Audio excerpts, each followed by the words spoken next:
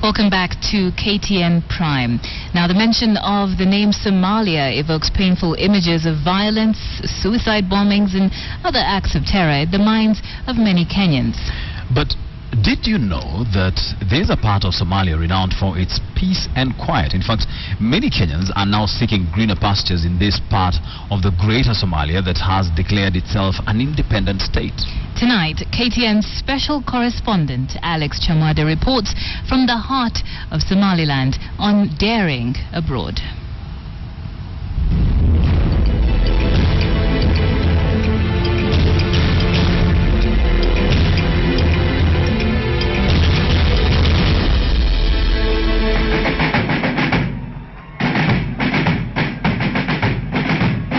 Somaliland is a self-declared independent state that is internationally recognized as an autonomous region of Somalia, but not as an independent country.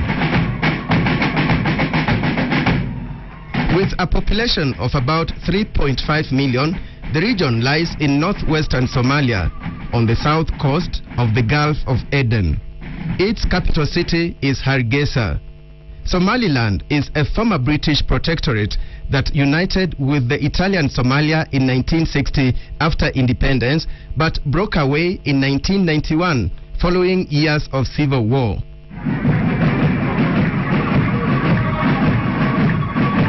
It conducts its own elections and celebrates its independence every 18th day of May. The current president is Ahmed Mohamed Mohamud Silanyo. Now, many Kenyans would frown at the thought of living in any part of Somalia, doing business or working there. Our commitment and also the contribution. But there are Kenyans who have found greener pastures in Somaliland that some observers refer to as the oasis of peace in a region that is jinxed with violence and terror.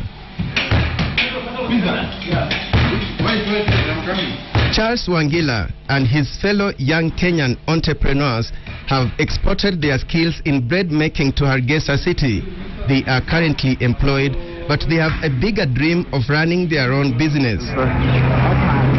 Talk of daring abroad, and a few meters away is a herbal clinic owned by a young enterprising Kenyan who says unemployment in Kenya and stiff competition in his profession pushed him beyond the borders.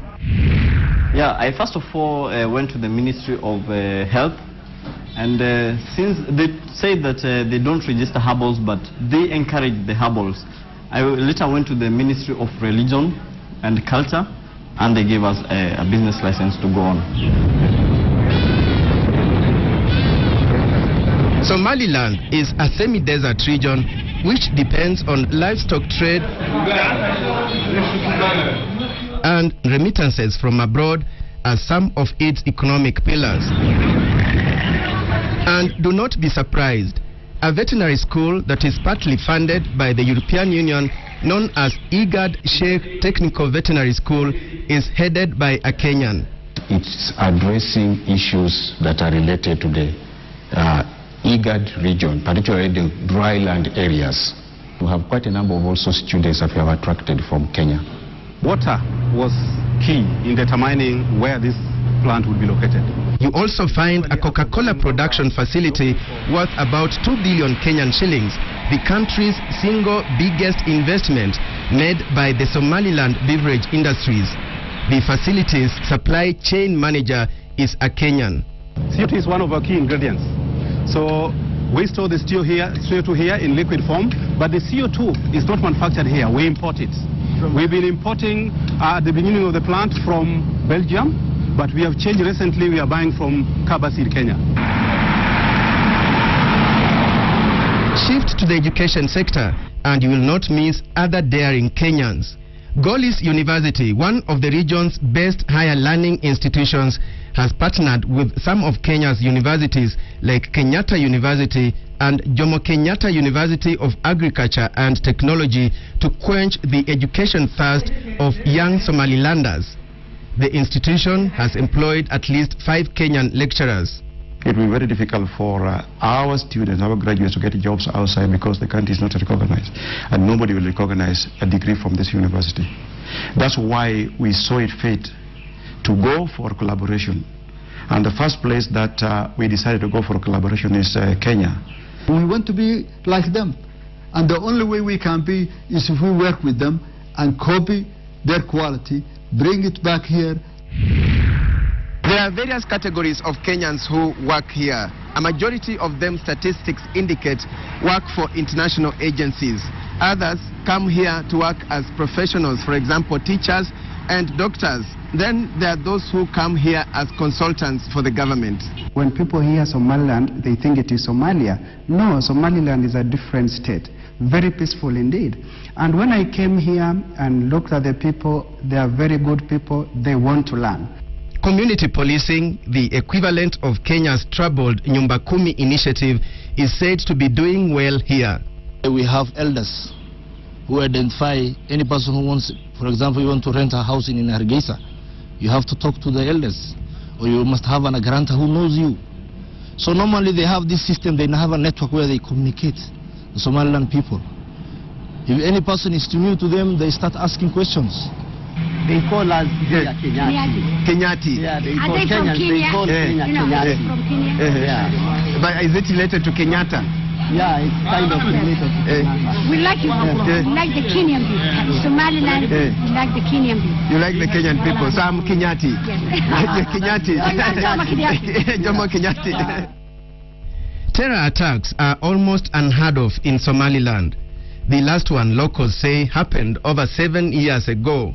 The government says stability was achieved after clan militia were demobilized and integrated into unified police and military forces in the early 1990s. I think one of the biggest challenges, as I said, is that lack of recognition.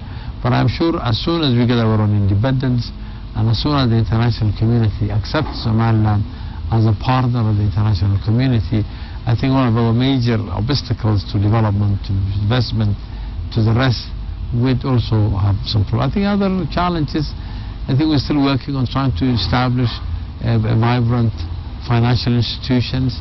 However, some critics and even the neighboring autonomous region of Puntland claim that despite experiencing less terror threats as compared to the rest of Somalia, Somaliland is a safe haven for terrorists who operate from its soil to cause mayhem in the rest of Somalia. I think we are working hand in hand with a lot of different international actors, including the Egyptian, the Djiboutian, the Somali themselves, the Brits and others, and we are trying to work with them. The region is safe, and I think our contribution is being very much felt by the world. Debate over recognition of Somaliland as an independent state is a sensitive matter. The federal government in Mogadishu is vehemently opposed to it. In fact, according to the constitution of the federal government of Somalia, Somaliland is a state within Somalia. The international community is cautious over that matter. Take the case of South Sudan, the newly created. There were enough parameters that enabled you to move in and then say the people of Southern Sudan must be allowed to go into a referendum and determine for themselves that they want to secede. But that can only be done with concurrence. Somaliland already has a trade liaison office in Nairobi, and plans are underway for Kenya to open one in Hargeisa. We have, I think, better experience, we have more capacity, and we're willing to export labor to them. There's fisheries, there's agriculture, there's livestock development, there's education, there's health, right? Even in terms of mining. You know, there are many, many areas that we could work on together. Well, trade is not recognizing the country. Trade is a different thing. Trade really moves like water. Trade has no barrier. There are people there who buy, who sell. The Somaliland shilling as well as the passport are not internationally recognized, but this does not seem to hinder trade with the outside world, with Kenya gearing up for better relations with the self-declared independent state. For KTN, I'm Alex Chamwada.